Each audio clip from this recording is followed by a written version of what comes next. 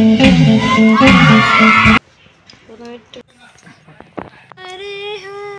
এই দেখো স্বপন মিলিহা মালদ্বীপ থেকে আমার ভিডিওটা দেখছে। তো এই ভাইটাকে সবাই একটু ভালোবাসা দেবে, অবশ্যই পাশে থাকবে।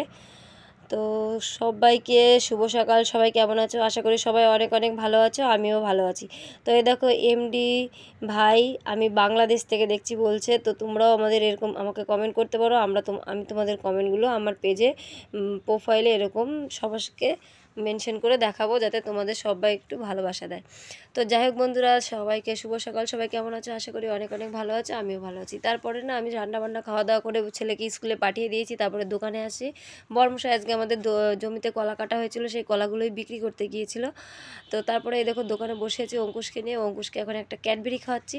তো অঙ্কুশ ক্যাডবেরিটা খেয়ে নিল। তারপরে এখন দেখো পাক্কা 12:30 বাজে, 12টা ট্রেন যেই চলে গেছে। তারপরে আমি বাড়িতে এসেছি, বর্মশাই কলা বিক্রি করে বাড়িতে চলে এসেছে। তারপরে এসে এখন কাজবাজ করবো। তো এখনও না আমরা আর আমার বর আমরা দুইজনে মিলে এখনও খাওয়া দাওয়া করিনি। এখন কদিন হচ্ছে খাওয়া দাওয়া করতে খুব বেলা হয়ে যাচ্ছে। তো বাড়ি এসে প্রথমে যে সর্ষেগুলো ছিল সেইগুলো মেলে দিলাম। তারপরে আমি আর আমার বর দুজনে মিলে ভাত খেয়ে নিয়েছি। সংসারে যাবতীয় যা কাজ ছিল সবই কমপ্লিট আমার হয়ে গেছে, কিন্তু এখনও না প্রচুর কাজ আছে। আস্তে আস্তে তোমাদেরকে সব দেখাচ্ছি।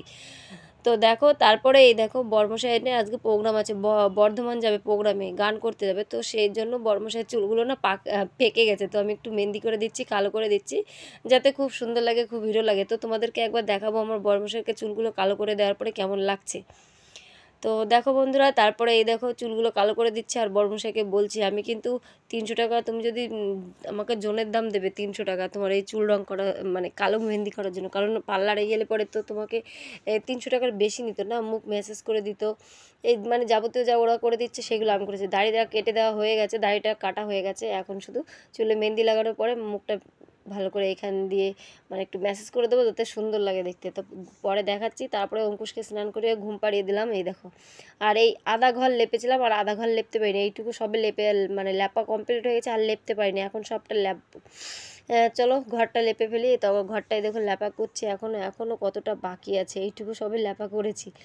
তো এখন 3টে বেজে গেছে। আমার জিতু স্কুল থেকে চলে এসেছে। তারপরে আমার জিতুই ভিডিওটা করে দিচ্ছিলো। তারপরে এই দেখো স্নান করা হয়ে গেছে আমার, আর ঠাকুর ঘর পরিষ্কার করাও কমপ্লিট। পুজো দেবো এখন। তো চলো, আজকে হচ্ছে সোমবার। তো আগে আলতা সিঁদুর পরে নিই, তারপরে পুজোটা দেবো। তো আলতা সিঁদুর পরা কমপ্লিট, তারপরে পুজো দেওয়া হয়ে গেছে আমার। ওই দেখো আজকে শ্রাবণ মাসের লাস্ট সোমবার ছিল। তো এই দেখো আলতা পরেছি, লাল পাড় শাড়ি পরেছি।